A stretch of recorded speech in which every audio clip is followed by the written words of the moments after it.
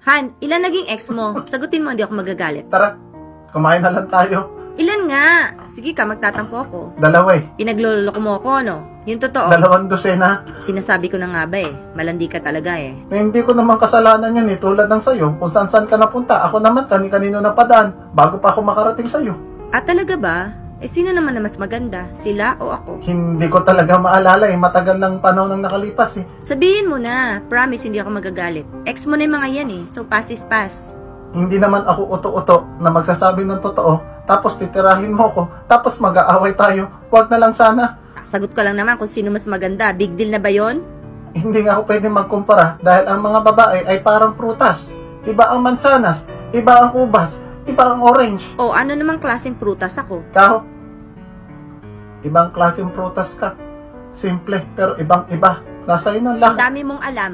Ano nga? Fruit. Sasapakin na kita. Ano nga ang fruit? Fruit salad ng buhay ko. Love is all